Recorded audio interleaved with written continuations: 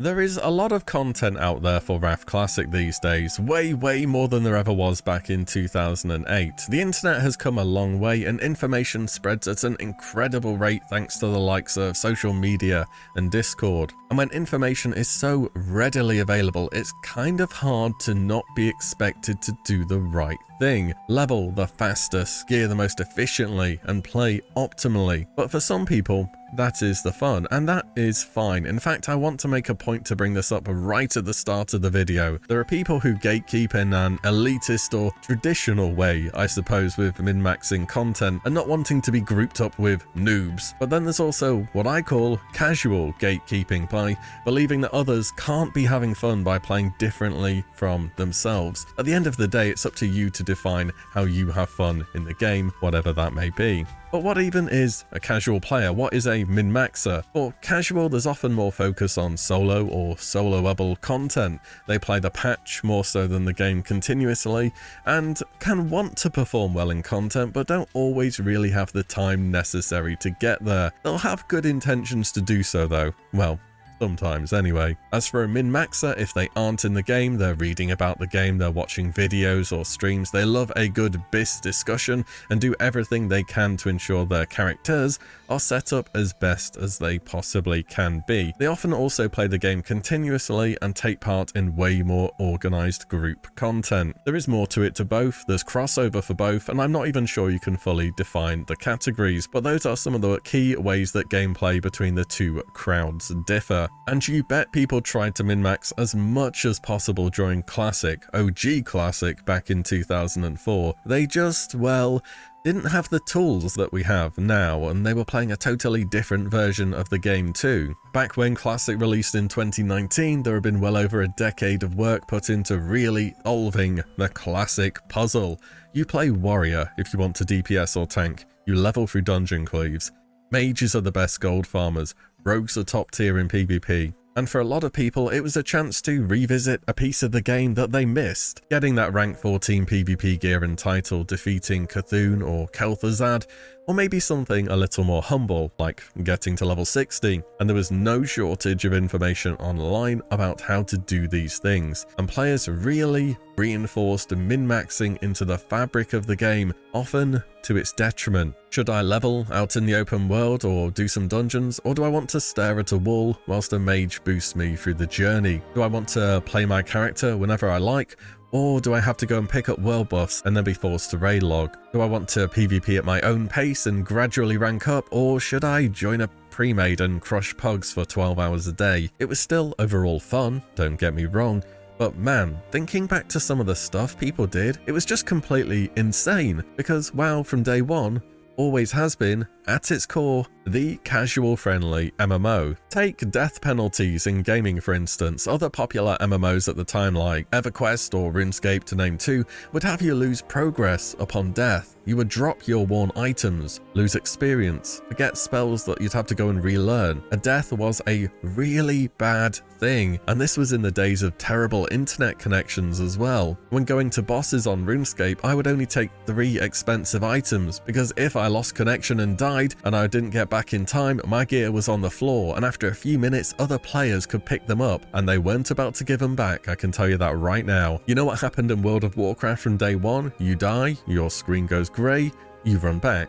It's just a bit of a time loss, that's it. You didn't even lose anything in PvP either. This meant that even the most casual player eventually, yes, it took some people literally months, so leveling wasn't fast, but eventually could reach level cap or whatever their goal may be. And I think looking back, people built Classic to be something which it just wasn't. A hardcore MMO with challenging content, none of this retail easy mode. You remember WildStar? Part of the advertisement campaign was, we aren't on Azeroth anymore. They also mentioned hiring devs from the vanilla era of World of Warcraft, and that they were going to be making a hardcore MMO, just like they used to be, which they did, to be fair, but let's not get into that now. The reality with Classic is everything just took a long time, and with no guides, pretty sketchy add-ons, and just generally not much help online, the pace of getting anything done was glacial. Fast forward 4 years, TBC comes and goes, and our next expansion is announced, Wrath of the Lich King. I played Wrath all the way through. I remember the comments when it first came out and how people see it now, looking back. It was the point where the casuals won.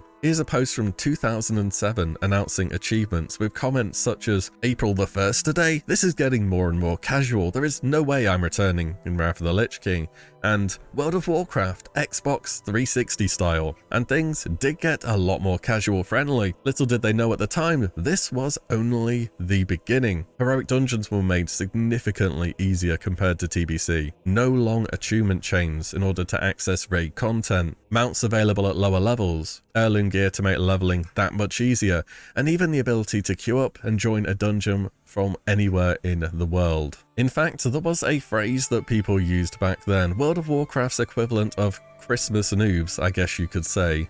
People who started in Wrath by the OG players were known as Wrath babies. This new generation of player were growing into a World of Warcraft with all of these easy mode features, welfare epics thrown at you for minimum participation, gear feeling more seasonal, the ability to flavor of the month reroll. It was certainly a large turning point for the game. These days, Blizzard has already taken steps to make aspects of the game more casual friendly. Not so much in Classic, we were still very no changes at that point in time, but in TBC they have made PvP gear available for a wider range of PvE tokens than what was originally. They've removed all achievements during the Zula Man patch. That shouldn't have happened till Sunwell. They've squished XP rates between levels 10 and 60 during the pre-patch, not later on in the expansion, and they've lowered the requirement for heroic achievement keys down from revered to honoured early in the expansion too. But Wrath is the most casual friendly version, in Classic at least, of the most successful casual MMO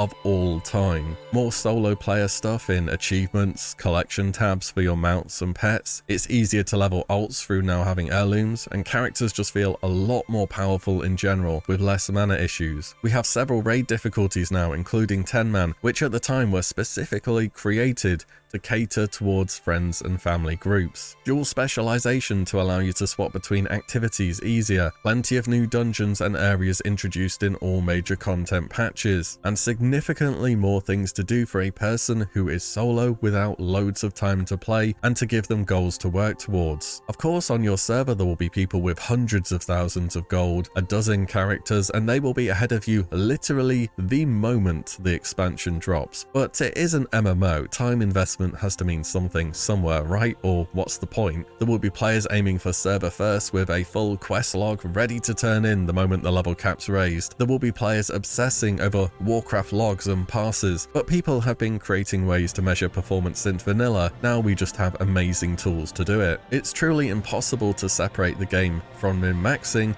It's just part of the player base which an MMORPG attracts. But when it comes down to it, Wrath of the Lich King Classic will be a casual experience first, and an opportunity to min-max second. So if you haven't put many hours into Classic or TBC so far, yes, you'll be behind others. Again, it's an MMO, there should be an element of that. But when the expansion drops, it's not going to be a huge deal. Many of us just don't have the time that we used to if you played when Wrath dropped originally. And I think that has a way smaller impact on how much you can get done in the game when compared to either Classic or TBC. I wanted to put this video together in case anybody is concerned that they are too far behind, they won't have time to play, or whatever it may be. I see these questions popping up a lot over the course of an expansion. Don't worry about it. Wrath is a good time for more casual players, and on top of that, there's a decent amount to do with every major content patch that will come out. As a side note, I think Wrath is also great if you're a min-maxer as well. Maybe not more so than Classic, and that's based off the level of optimization which was possible with buffs and out-of-raid preparation.